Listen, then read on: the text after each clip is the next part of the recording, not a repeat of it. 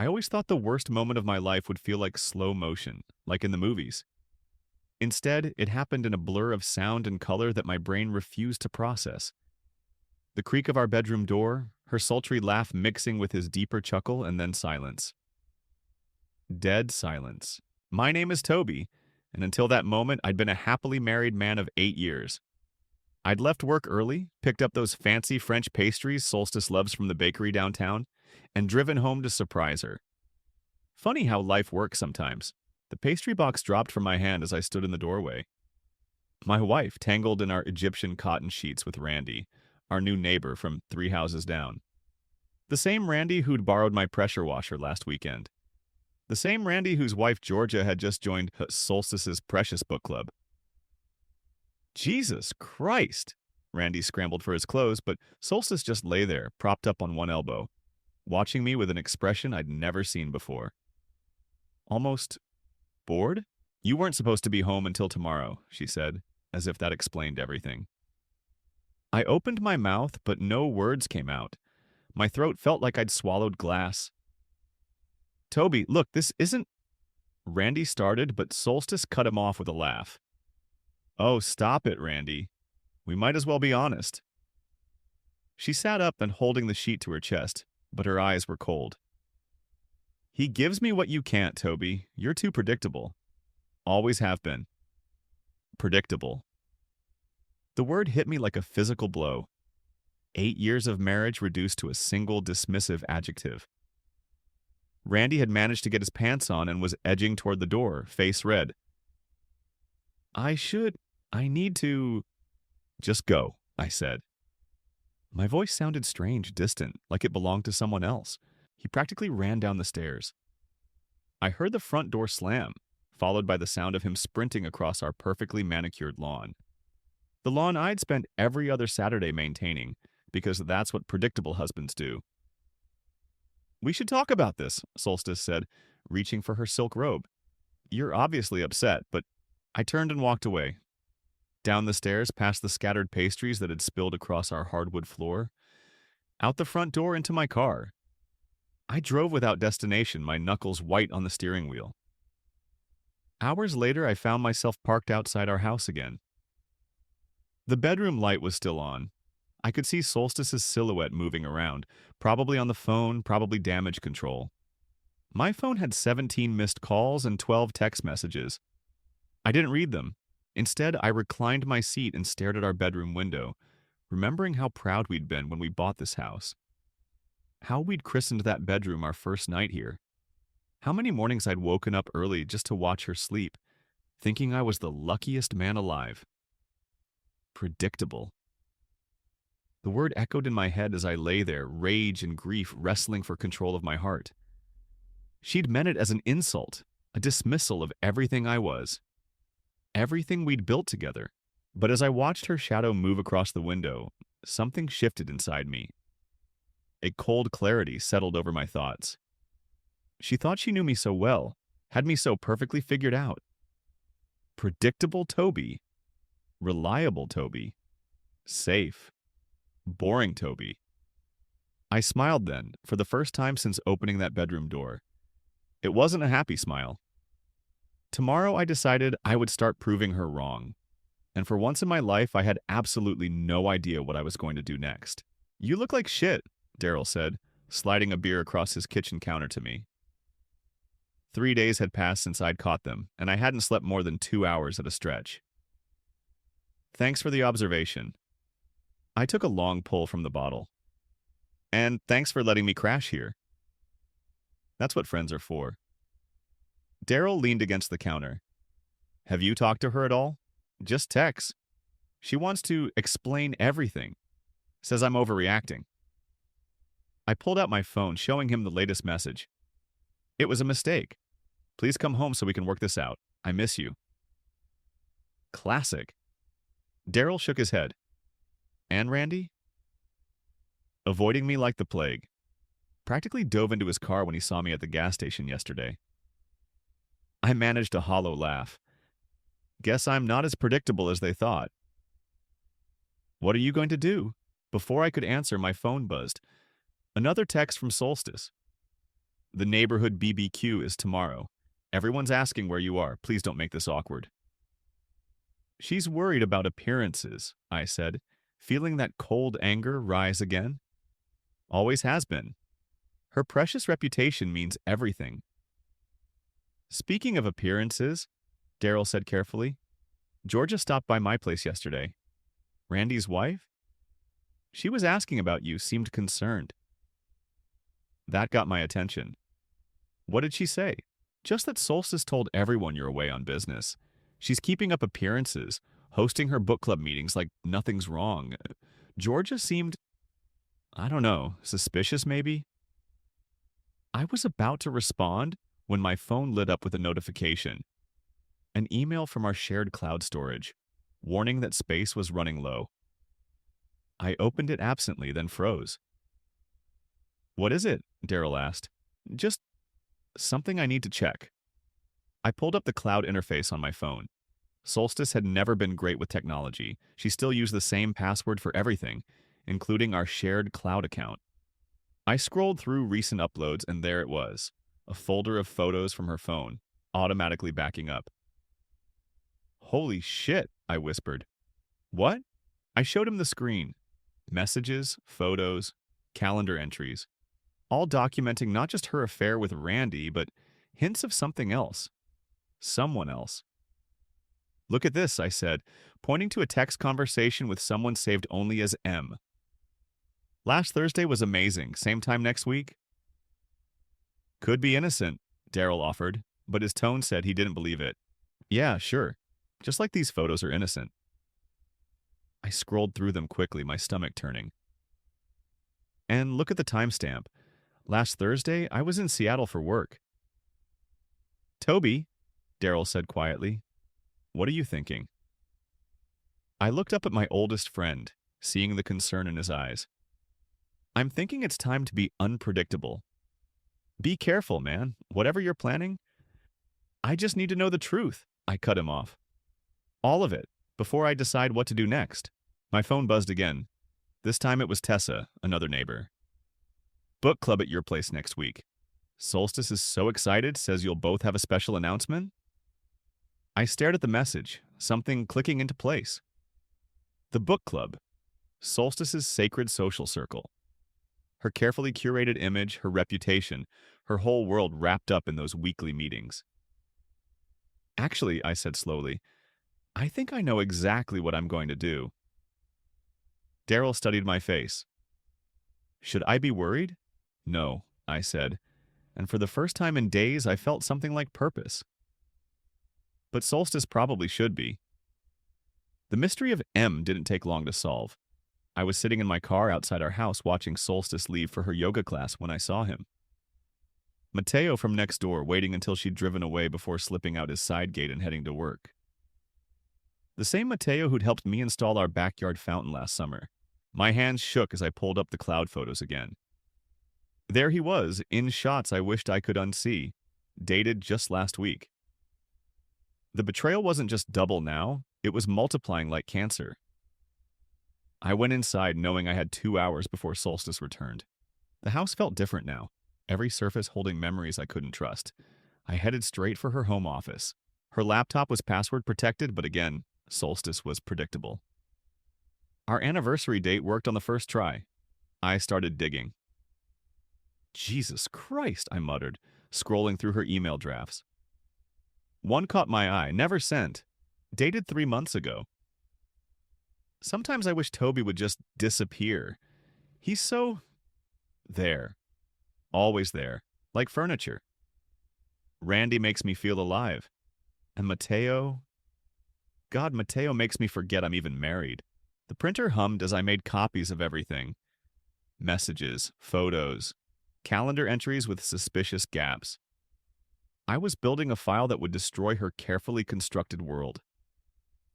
My phone buzzed. Daryl, you okay? Haven't heard from you today. Before I could respond, another text came through. This one from Remy, one of Solstice's book club friends. Hey, Toby, got a minute to talk? It's important. I met Remy at a coffee shop downtown, far from our neighborhood. She looked nervous, fidgeting with her cup.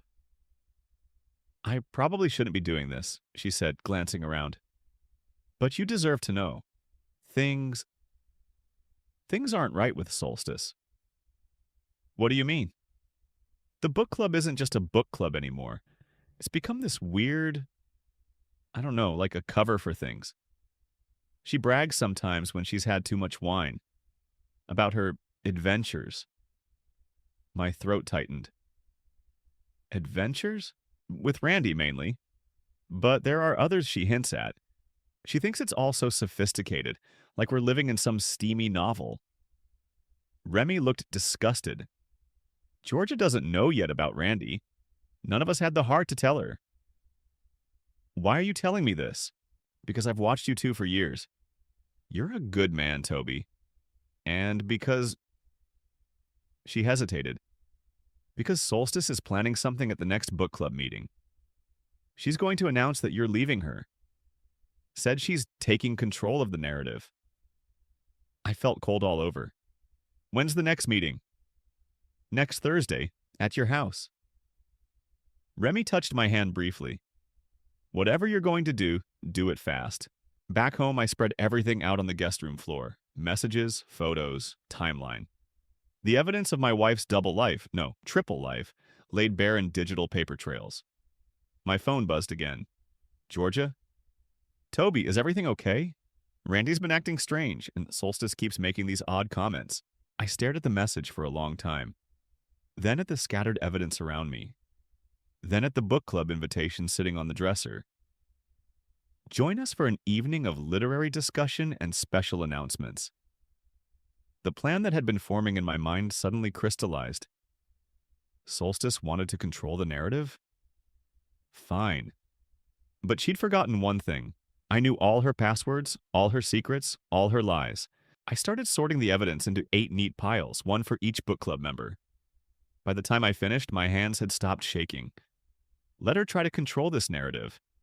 I found Georgia in her front garden, deadheading roses with trembling hands. She looked up as I approached, and I could see she'd been crying. Toby, she said, forcing a smile, I was hoping you'd come by. Your message seemed urgent. I sat on the garden bench beside her flower bed. What's going on? She snipped another dead bloom before answering. Have you ever had this feeling that everything in your life is wrong? Like you've been living in a dream and you're finally waking up? Recently? Yeah, I have. Randy's been... She paused, searching for words. Different, distant. And Solstice, she's always around him, always finding excuses to talk to him. I told myself I was being paranoid, that good neighbors are just friendly, but... Her voice cracked. I handed her my phone, opened to a photo from last week's neighborhood barbecue. In the background, barely noticeable unless you were looking for it, Randy and Solstice, his hand lingering too long on her waist as they thought no one was watching. Georgia's breath caught. I knew it. God, I knew it. She threw down her gardening shears. How long have you known? Long enough. I took back my phone. But there's more. Just then, Remy appeared at the garden gate. Sorry to interrupt, but you both need to hear this. We moved inside to Georgia's kitchen. Remy pulled out her phone and played a voice recording from what was clearly the last book club meeting. Solstice's voice, wine-loose and bragging.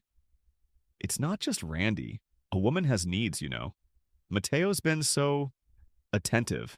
And there might be others, who knows? Life's too short to be boring. Georgia's face went white. Others? She's been with multiple... I'm so sorry, Remy said softly. I couldn't keep quiet anymore. Not when she's planning to humiliate Toby at the next meeting. What do you mean? I asked, though I already knew. She's going to announce that you're leaving her. Make herself the victim. She's already been laying the groundwork, telling everyone how distant and cold you've been. I laughed, a harsh sound that surprised even me. Distant and cold, right. What are you going to do? Georgia asked. Something unpredictable. I pulled out a notebook. But I need your help, both of you. I explained my plan. By the time I finished, Remy was smiling grimly and Georgia had stopped crying. It's perfect, Remy said. She won't see it coming. Are you sure you want to do this? Georgia asked. It's going to get ugly. It's already ugly, I replied. I'm just bringing it into the light. My phone buzzed. Daryl. Mateo just left your house. Solstice let him in 20 minutes ago. I showed them the message. Georgia's face hardened. Count me in, she said. Randy needs to learn actions have consequences. We'll need Tessa too, Remy added. She's been suspicious for weeks, and she takes detailed notes at every meeting. Perfect, I said, standing. The next meeting is in 3 days. Everything needs to be ready by then. As I left Georgia's house, I saw Randy's car pull into their driveway. He saw me and quickly looked away, hurrying inside. I watched him go, thinking about how he'd probably run straight to Solstice to warn her I'd been talking to his wife. Let him. Let them worry and wonder. Let them try to guess what's coming. My phone buzzed one more time. Solstice. Where are you? We need to talk about the book club meeting. I have something important to announce. I didn't reply. For once, I wanted her to feel what it was like to be left in the dark. Everything's set, Daryl said, helping me arrange the living room furniture for tomorrow's book club meeting. You sure about this? I handed him another stack of what looked like innocent book discussion cards. Each one contained carefully selected screenshots and messages, disguised as literary quotes. Never been more sure of anything. I checked my phone. Solstice was at her final yoga class before the big meeting, probably plotting her own dramatic announcement. The doorbell rang. Tessa stood there, clutching her notebook. I brought everything you asked for, she said, stepping inside. The attendance records, the meeting minutes, everything. Show me. She opened her notebook, pointing to various entries. See? Solstice always volunteers to host when she has something big planned. And look at these dates. They match perfectly with your timeline of, well, you know. The affairs, I said flatly. You can say it. Sorry. She flipped another page. And here's where she started dropping hints about trouble in your marriage. Little comments about feeling unfulfilled and trapped by routine. Daryl whistled low. She really planned this out. That's not all, Tessa continued. Last week she asked me to back her up tomorrow. Said she's going to paint you as controlling and distant. Asked me to share some made-up story about seeing you yell at her in public.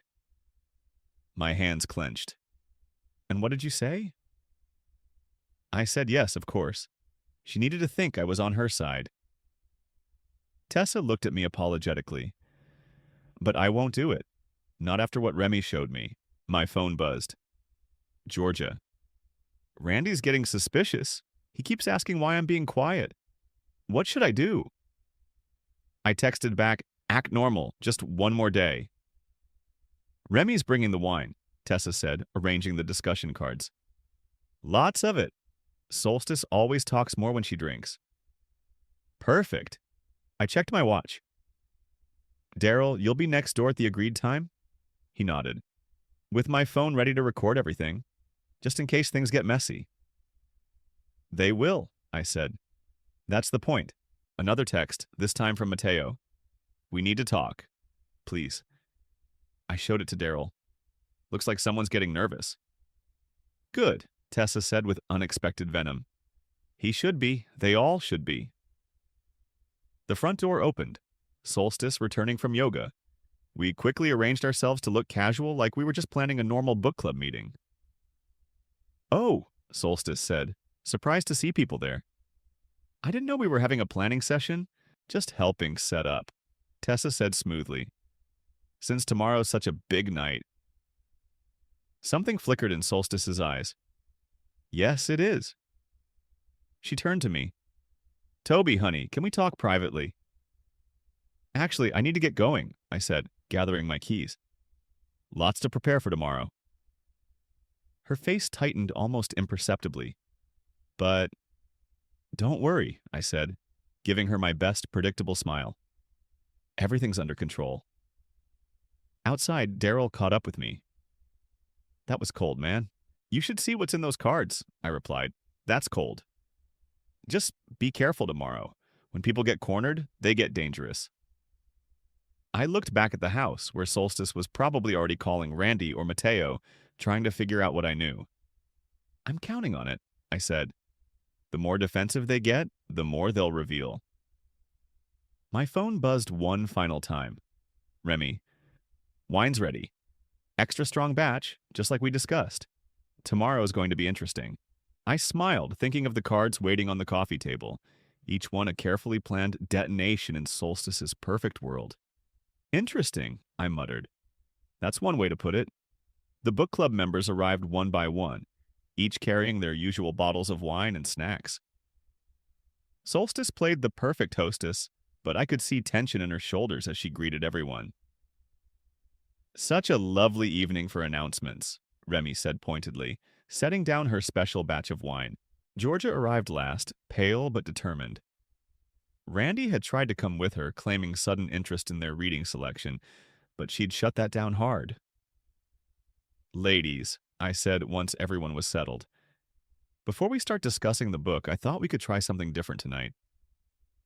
Solstice's head snapped up. This wasn't part of her script. I prepared some cards with interesting quotes, I continued, passing out the stack. Each person draws one and reads it aloud.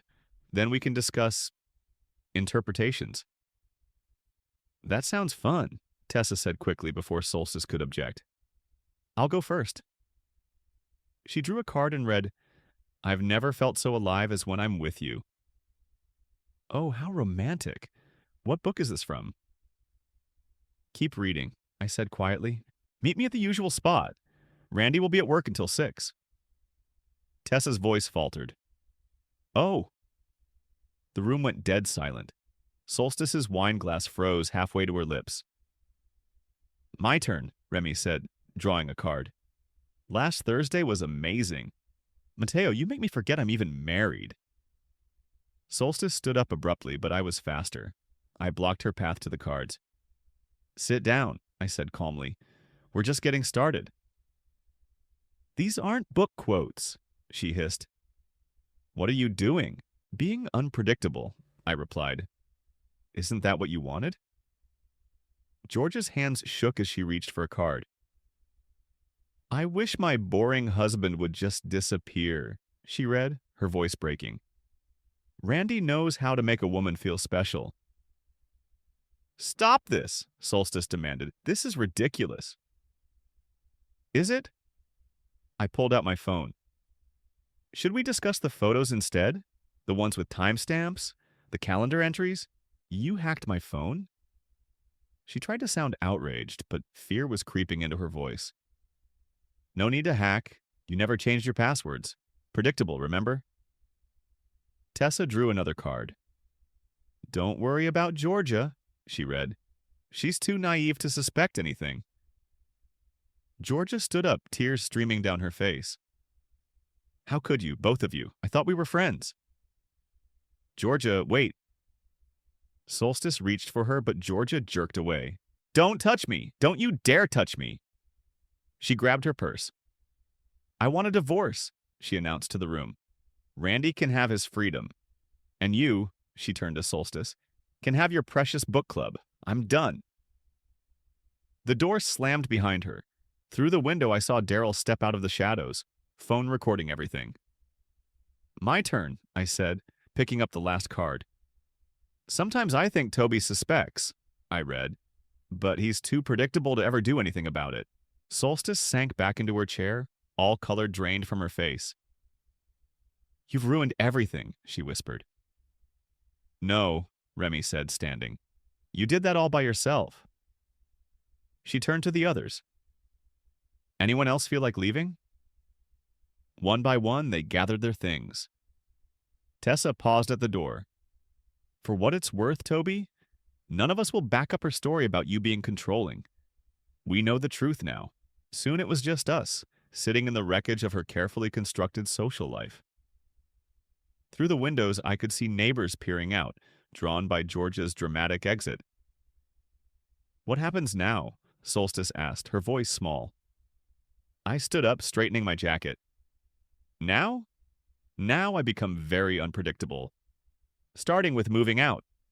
Tonight, I left her there, surrounded by wine glasses and damning evidence, her perfect world crumbling card by card. The aftermath was swift and merciless. I stood in our driveway watching Solstice chase after Tessa and Remy as they walked away. "Please, let me explain," she called out. "It's not what you think." "Really?" Remy turned back, her voice sharp enough to cut glass. "Because I think you slept with multiple married men, planned to publicly humiliate your husband, and tried to make us all complicit in your lies." A car screeched to a halt in front of the house. Randy jumped out, face flushed with panic. "George is leaving me," he announced to no one in particular. "She's at her sister's, won't answer my calls." "Join the club," Mateo said, emerging from his house next door. His wife stood in their doorway, arms crossed, watching him with disgust. "Oh God," Solstice whispered, reality finally sinking in. "This can't be happening. Can't control the narrative anymore?" I asked quietly. "Can't make everyone believe your version of events?" She spun toward me, desperation in her eyes. "Toby, please, we can fix this. I'll do anything." "Like what? Let me be more unpredictable?" I pulled out my phone. "By the way, I forgot to mention, I've been recording everything, including that little confession about wishing I would disappear." Randy stepped forward. "Look, man, we should talk about this." "Actually," Remy cut in, "you should probably worry about the divorce papers Georgia's lawyer is drafting. I hear she's going for everything." Neighbors were gathering now, drawn by the spectacle. I saw phones recording, whispers spreading. Solstice's carefully constructed social kingdom was burning to the ground in real time. "You've destroyed me," she said, tears finally breaking through her composure. "No," I replied calmly. "You did that yourself. I just showed everyone who you really are. I'll tell them you abused me," she threatened desperately. "I'll say you were controlling, that you—" "We all heard the recordings," Tessa interrupted. "We saw the messages. Give it up, Solstice. Your lies won't work anymore." Mateo's wife called out from their doorway. "Honey, I've changed the locks. Your things will be on the curb tomorrow." Randy was still standing there, looking lost. "Georgia, she said she's telling my boss I could lose my partnership." "Actions have consequences," I said, loud enough for everyone to hear. "Isn't that what you always said, Solstice, during your book club discussions about morality and justice?" She crumpled onto the front steps, mascara running down her face. "What am I supposed to do now?"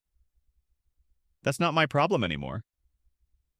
I turned to Daryl, who'd been quietly recording everything. "Ready?" He nodded, holding up my packed bags. Car's running. As we walked to his car, Solstice made one last attempt. "You can't just leave. What about our life together? What about my predictability?" I asked, turning back one final time. "Well, surprise. People change, especially when they discover their whole marriage was a lie." The gathered neighbors parted to let us through, many nodding in support. I heard Remy announcing loudly that the book club would now meet at her house, where we actually discussed books instead of covering up affairs. In Daryl's car, I finally let out a long breath. Through the rear window, I could see Solstice still on the steps, Randy and Mateo awkwardly avoiding each other on the sidewalk, and the neighborhood gossip mill working at full speed. "You okay?" Daryl asked, pulling away from the curb. I thought about the years I'd spent being predictable, reliable, safe. About how those qualities had been weaponized against me. "Yeah," I said, watching my old life disappear in the side mirror. "For the first time in years, I actually am." The morning sun hit differently through Daryl's guest room window. I checked my phone. 27 missed calls from Solstice, 15 from Randy, and one text from Georgia. "Thank you for the truth. Signed the divorce papers today. Moving back home to start fresh." A knock at the door. "You've got visitors," Daryl called. Downstairs, Remy and Tessa sat at the kitchen table. "We brought breakfast," Tessa said, pushing a box of pastries toward me. And news. Solstice tried to host an emergency book club meeting last night, Remy said, pouring coffee. No one came. Not a single person. She's desperate, Tessa added.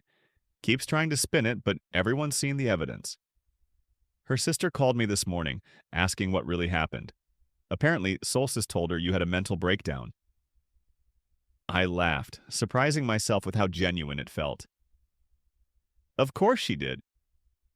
Randy's wife cleaned out their accounts, Remy continued, and Mateo's wife posted everything on the neighborhood Facebook group. It's not pretty.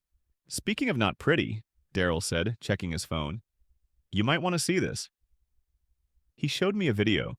Solstice, standing in our driveway, screaming at Randy. You promised to leave her. You said we'd be together. That was 2 hours ago, Daryl said. She's imploding. Good, I said and meant it.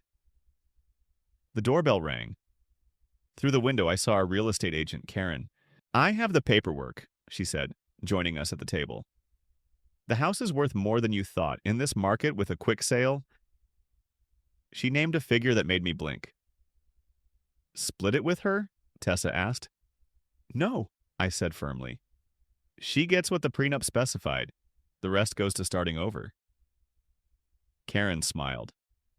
I already have 3 interested buyers. People love that neighborhood. Loved, Remy corrected. Past tense, half the street's already talking about moving. My phone buzzed. A text from Solstice. Please come home. I'll do anything. I'll change. You're not answering that, right? Daryl asked. No need. I started signing the real estate papers. She's not my problem anymore. Have you thought about what's next? Tessa asked. Actually, yes. I pulled out a job offer letter I'd received that morning. My company's opening a new office. They need someone to run it. Where? Remy leaned forward. Denver. Fresh start, bigger role, better salary. I smiled. Completely unpredictable. To new beginnings. Daryl raised his coffee cup. We all clinked cups, and for the first time since opening that bedroom door, I felt truly free. Another text buzzed through. You've ruined everything. How could you be so cruel? This isn't the man I married. No, I said out loud, it's not. Want to take one last walk through the neighborhood? Remy suggested. Show everyone you're not hiding. Outside, the morning was bright and clear. Neighbors waved as we passed, some stopping to shake my hand. I saw Randy through his window packing boxes. Mateo's wife was changing their locks again. And there was Solstice, standing in our driveway watching us approach. She'd clearly been crying. Toby, please, she started. I walked past without breaking stride, without giving her the satisfaction of a response. Behind me, I heard Remy say coldly, Book club's canceled, permanently. We reached the end of the street where my new life waited beyond the familiar houses and carefully manicured lawns. Ready? Daryl asked. I took one last look at my old house, at Solstice standing alone in the driveway, at the neighborhood that had witnessed everything. Yeah, I said, turning away. I'm ready to be unpredictable,